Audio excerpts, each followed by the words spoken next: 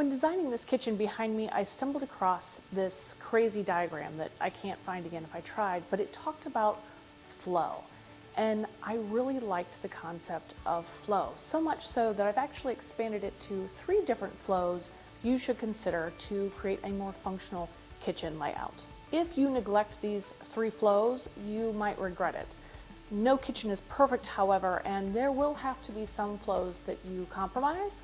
However, knowing what those compromises are and picking and choosing your poison, so to speak, is very helpful so that you understand upfront what frustrations you might have in your own kitchen design. Ultimately, the last flow is the one that helped me the most in tweaking my own design, exactly where final placement of drawers, appliances, etc. But let's not get ahead of ourselves. The first flow you need to think about when designing a new kitchen layout is the traffic flow. Literally look at where are all your entrance and exits to the home. Where are people going to and from? How will they flow around the kitchen? Will they have to go through the kitchen in order to get to their destination from, say, a back door? Understanding and marking out the traffic flows, including heavy traffic areas, will really help you to ensure that you don't pinch or flat out block those traffic flows with your kitchen layout. One of the original designs for this kitchen put the island facing just one direction, a rectangular looking out over the main living area. The problem with that was, in order to get the island big enough in order to have seating and be functional for the actual kitchen itself, it was going to pinch the entrance point to the stairs. So if somebody was sitting at the island and somebody else was coming down the hallway or another person was coming from the back door, I had the potential to have 3 people in one small chunk of space, and it would have been very uncomfortable very quickly. I have a large family. Having plenty of room to come and go around one of the main points of traffic flow was critical. My last house, the island sat smack dab in the middle of a walk path when you came through from the garage. So you walked in through the mudroom and bam, there was the island. And you had to pick a path to go to the left or to the right. To the right wasn't a problem, but to the left put you smack dab in the middle of my work triangle, which was very irritating. I've seen many a kitchen where the main traffic flow from the back door has to go through the kitchen to get into the dining living spaces. While there's nothing wrong with that, I also see people putting refrigerators that, in order to use that refrigerator, you have to stand in the main walk path. That can be a very irritating situation, and if you've got a lot of folks in your family, less than ideal.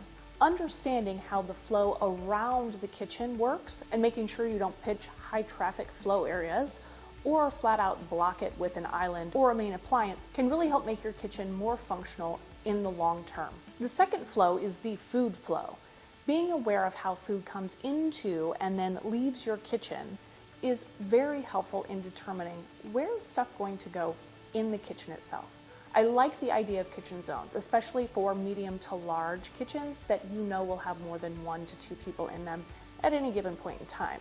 Understanding the flow of food through that kitchen can help you place those zones appropriately. This kitchen has a U-shaped food flow. The food comes in the back door, comes into the kitchen, but in order to get back out to where people are going to eat it, it has to make a complete U-turn. If my dining room wasn't in front of me and instead where my sitting room is, it would have an L-shaped food flow. Is your coffee area close to your bedrooms? Is the first point of entry into the kitchen going to have space to store your food or a place for your groceries to land on the counter as you unload them? Understanding that food flow can help you determine where to put your zones and even help determine the triangle within those zones. While the aesthetics of my kitchen are not done yet, the functionality of my kitchen is terrific because I consider these 3 flows. If you're finding this helpful for your own kitchen design, make sure to hit the like button so other people can find this information too. If you're curious how the rest of the house turns out and the final looks of my kitchen, make sure to subscribe and follow along. The last flow, and the one that I found most helpful in designing the details of this kitchen, is the kitchen flow. Beyond the triangle, which was developed in the 1950s, if memory serves, that was developed for a single person to use a kitchen in a closed off space. However, my kitchen is used by multiple people multiple times a day. So thinking about the kitchen flow, how people will use it, who is using it, when are they using it, and what are they doing, can really help determine some of the finer details about where the drawers or fridge. It never seemed to fail that when I was cooking in my last kitchen, a child would also be trying to unload the dishwasher and set the table. The dishwasher was right across from the fridge and blocked the main flow into the dining area. So I was constantly bumping into children who were just trying to do their responsibilities. When thinking about your kitchen flow, don't just think about the daily aspects, think about large gatherings as well. This island behind me has a wonderful flow for my day-to-day, but it also allows me to create a flow around the island to serve lots of people. Having a flow for serving people around the island has worked fantastically.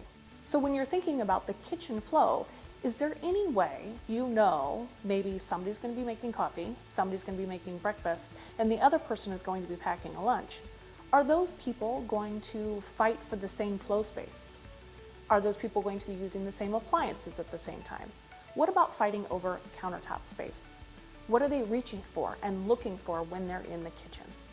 That is your kitchen flow. And if you can consider your kitchen flow, it can help you tweak the fine details of your kitchen. Anything I missed when considering the kitchen flow and determining your kitchen layout as a result? Make sure to drop a comment below. Otherwise, good luck in designing your own kitchen.